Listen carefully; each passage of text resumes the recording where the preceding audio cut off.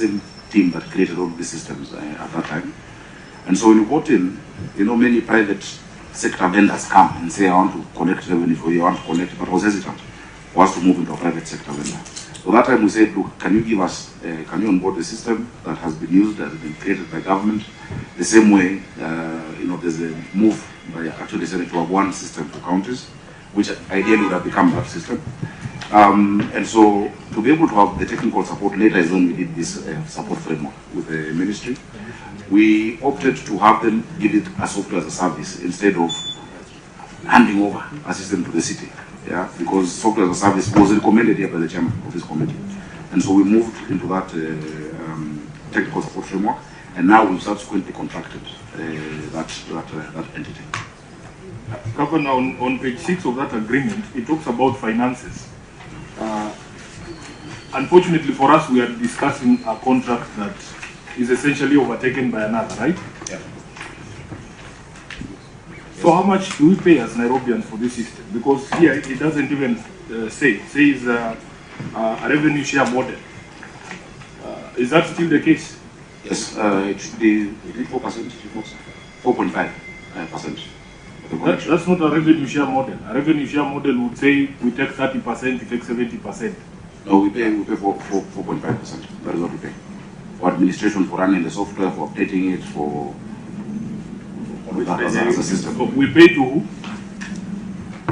who? Now we've contracted Konza. Who?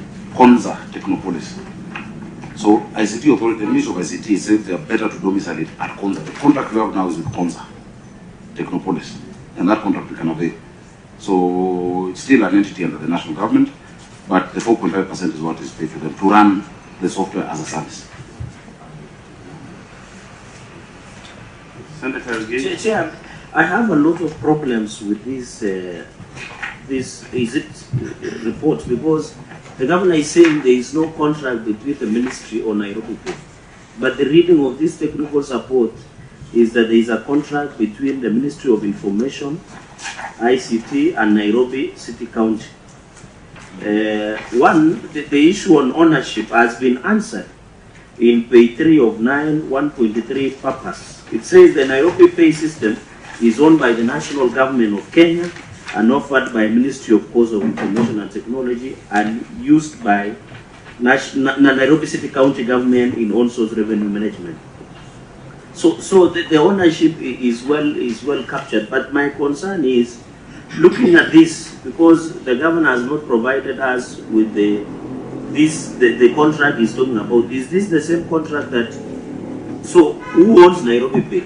Is it the national government? You've just read it out. You've just answered it.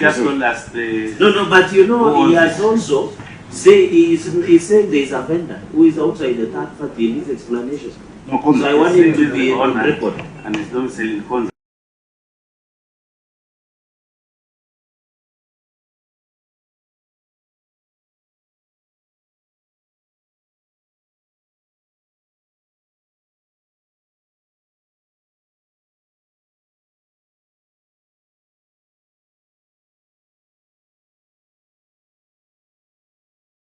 Is still outstanding. Yeah, I have not finished finally. Okay. So that you summarize. Looking at the people who have signed here, I'm worried that there is somebody who is active. And Where? The last page. The last page. Maybe even before we go to the last page, yeah? Auditor, we know now who owns Nairobi Pay.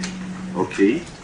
So even the intellectual property rights, we know who owns the Nairobi Pay. Are you satisfied with that? Thank you, Chair.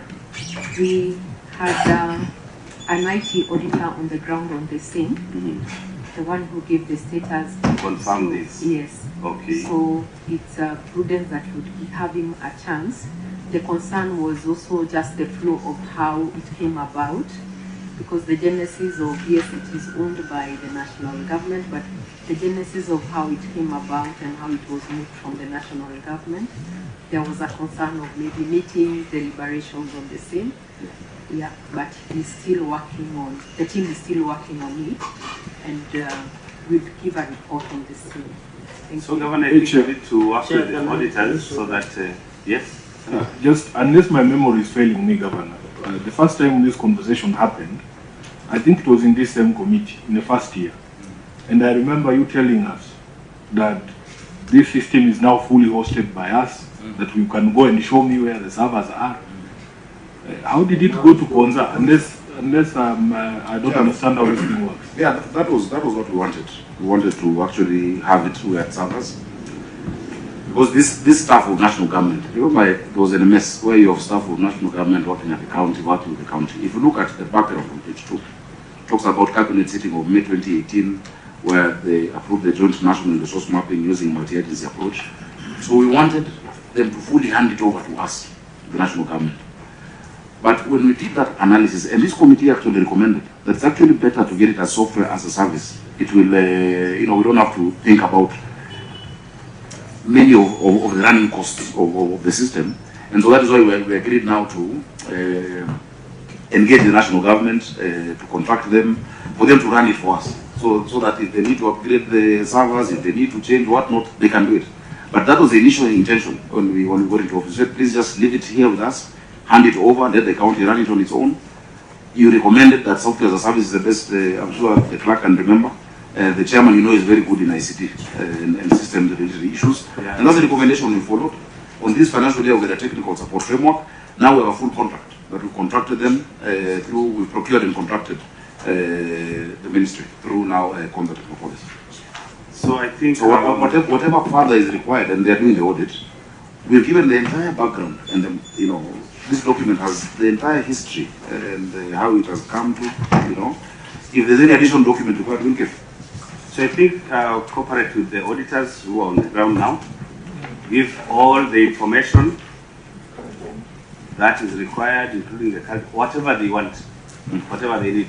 By the way, Chair, for the information of the Auditor General, there was an entire inquiry by the Nairobi County Assembly into our revenue system, but the report disappeared somewhere. If you are able to find it, please give me a copy. Because somehow that report has never been tabled in the Assembly, and it doesn't make any sense for us.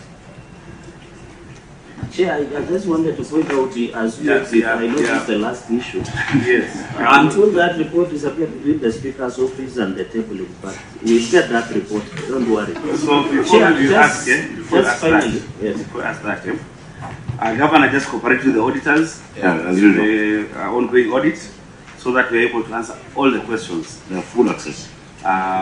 Involving the Nairobi. Chair, it was on the agreement. You will ask. Okay. Yes, you will ask.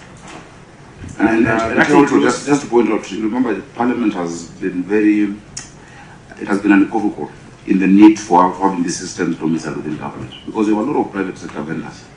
I'm sure you look at other counties and the systems that they're operating, this is more solid as a government system. But I think that is up to the different counties that you audit and the systems they're trying to use. This is not a private sector vendor, this is not a private individual, this is government to government, which is more secure. You remember there had been an attempt which was resisted at the Council of Governors to have one revenue system for counties. If that was to happen, it would be this system that has been developed by government. And the reason why, for us, it is very useful. Remember, I've told you the highest revenue earner for counties is landlords. If I go into the system today and put in an LR number, I'll get all the history. We have what we call APIs between the Ministry of Lands, between Survey of Kenya. That is information you will not get from a private vendor. If I put in your number plate because of parking, immediately it tells me this car is owned by Jones Maruma, this is his phone number, and I send you a message. You will not do that with a private vendor, as you should. So there is actually, it's prudent, and there's good synergy, when you use this system that require identification. Just by your name and your ID and get your unique identifier, I can be able to get information for KRA purposes or for our own purposes, on property, on vehicles, on identification. And that is the move that Treasury had been trying to do throughout the country. We're the only county that has actually now subscribed to this as a system within government. Because we see no value. I see less value with a private sector vendor who doesn't have the synergies, the data sets, the access to information that is domiciled within government. That was just for further information. For all the queries under 4.1, 4.2, that is hosting. 4.3.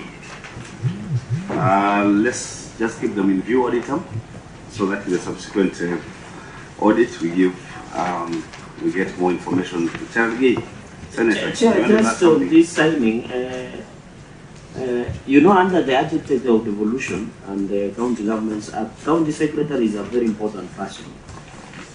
Why would an acting County Secretary sign this document? Why not? where is that? On the agreement. On the agreement, okay. Yeah. Okay. And do you still have this same person acting? He was active at that point. That's why he signed it. In that year, we sent a proposal to the Assembly. The Council Secretary must be passed.